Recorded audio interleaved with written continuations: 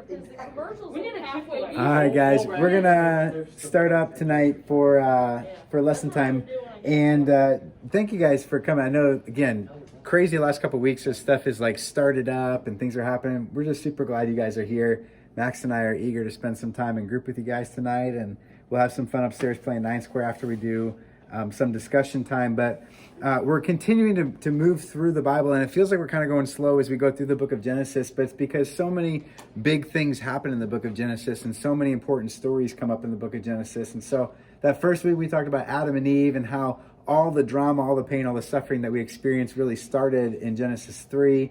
Then we talked about how all of that stuff escalated and the world had become completely corrupt, and that's kind of what leads into the flood story and the story of Noah and the ark, and how God preserved people in this demonstration of his love and power. He preserved humanity and the living creatures that he had created and promised never again to destroy the earth in a flood. Now we're kind of picking up with the story of Abraham. And a lot of people learn, the story of Abraham through the song that we learn at camp, about how Father Abraham had many sons had Father Abraham. But in reality, Abraham really only had 2 sons for the majority of his life. And then after his wife passed away, he had more sons with another wife. But really the story kind of is misleading, or the song is a little bit misleading, because we think it's all about how he's the father of many sons. But in reality, what we find is that Abraham's really the father of the faith. And what we're going to talk about tonight is really how if you were to take kind of a pyramid with a line in the middle of it, a lot of what we talk about in church and a lot of what we talk about in life is how we behave, the kind of things we do. But ultimately, all of our behaviors are rooted in our beliefs. And our beliefs are really where we put our faith. Or as the Bible likes to talk about, faith is really what we trust. Everything that we do in some way represents what we believe. Everything that we do is an expression of what we believe. And Abraham is the father of the faith. His story is so important to us because it shows us what it looks like to really trust in God. Abraham is the father of the faith. So sometimes we do crazy things, right? Like sometimes, and because we have all boys tonight, I can say some of these things. Like sometimes we pull all-nighters with our friends, like on the weekend. That's crazy. Why do we do that? That's a behavior. Why do we pull all-nighters? Sometimes we overeat. It's like you see an entire pizza in front of you and you're like, I know I can eat that whole thing. And then later on, we tend to regret that. Sometimes we put hours and hours into practicing a sport or practicing an instrument. We spend excessive amounts of time practicing video games or things. Sometimes some people sing or perform in front of other people, and some people think that's just completely crazy. How do you get up in front of other people and perform, a piece of art? Sometimes some people raise livestock. I, for one, think that's crazy. Like some people like being around farm animals. Some people like sitting in tractors and tilling the land and cultivating the land and harvesting the land. Some people, this is nuts to me. Some people wake up super early in the morning, climb up into a stand and wait to shoot an animal. I'm like, what? Why would Some people hug the animals. Why do we do? And I'm not saying that any of those things is right. I'm just saying those are all things that we do. Why do we do those things? Why do we do the things we do? Ultimately, everything that we do is a byproduct of something we believe. Everything that we do is the byproduct of where we put our faith. Our beliefs anchor everything that we do. And Abraham, the story from Genesis 12 through Genesis 25, Abraham's known as the father of the faith.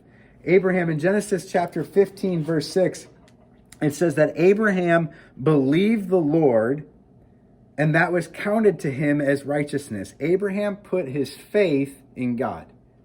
And what we see from chapter 12 all the way through chapter 25 is that Abraham does a ton of stuff, a whole bunch of crazy stuff. Why did he do all the stuff he did? Well, he did it because he believed in God. It's not what Abraham did, it's what he believed that made him right with God. And that's why we call Abraham the father of the faith. All of us in some way put our faith in something. Those of us who put our faith in God become part of Abraham's family. Ephesians 2, chapter 2, verses 8 through 10 talk about how we're saved by grace through faith. It's where we put our faith. It's what we put our trust in. It's who we believe in that determines everything we do. So what are some of the crazy things that Abraham did? In Genesis chapter 12, it says that Abraham left his family and left the country to go to the place that God told him to go. He just up and started walking for hundreds of miles to a brand new place, a place that God told him to go. Why did he do that? It says that Abraham wandered around. The majority of his life he spends wandering. This is Genesis 13:14. He spends the majority of his life wandering Canaan and Egypt and fighting in battles. Why does he do that? Why do his behaviors show up that way? It says that Abraham tried to start a family for a super long time, decades even. Abraham and his wife were trying to have a kid. Why did they continue trying to start a family? Abraham he was given a practice for him and his family to demonstrate their faith in the covenant that they had with God. Why did they put that practice into place? Abraham went to offer his son Isaac. At one point, Genesis chapter 22, Abraham takes his son and he goes up a mountain ready to sacrifice his son. Why would he do that? Like, could you imagine, like, hey, you're 15, 16 years old and your dad's like, we're going to go up a mountain today to worship the Lord. And you kind of notice like, oh, Dad, like you packed up all this stuff. Like you have the wood for the offering and also, but you don't have any animals with you. Well, like what are we offering today, Dad? And your dad's like, well, the Lord will provide. And you're kind of wondering, and then all of a sudden your dad starts like preparing you as though you're the thing to be sacrificed. And it's like, wait a minute, what's going on here? Abraham was about to sacrifice his own son on the altar. And we have to ask ourselves, why did he do that? It was because of what he believed. And Abraham believed that even if he offered his son on that altar, even if he sacrificed his son, he believed that God was capable of raising that boy from the dead. It was his faith that propelled all of his action. None of the things that Abraham did made him righteous. Everything that he did was because of what he believed. He believed that God would be faithful to his promises, and that was the belief that anchored everything he did. And so today, one of the questions for us to ask is, do you have that kind of faith in God? Like, does your relationship with God, does your belief in God anchor everything you do? Because honestly, I'm not really that interested in like changing the behaviors of junior hires in Clinton. Like, it doesn't really matter to me if you do the stuff I say. What I'd really rather is that you learn to believe, or at least think about the things that you believe, because I'm of the belief that what you believe will determine what you do. And I hope that as we talk about God and as we talk about relationship with God, that your belief in God grows, that your trust in God grows, that your faith in God grows.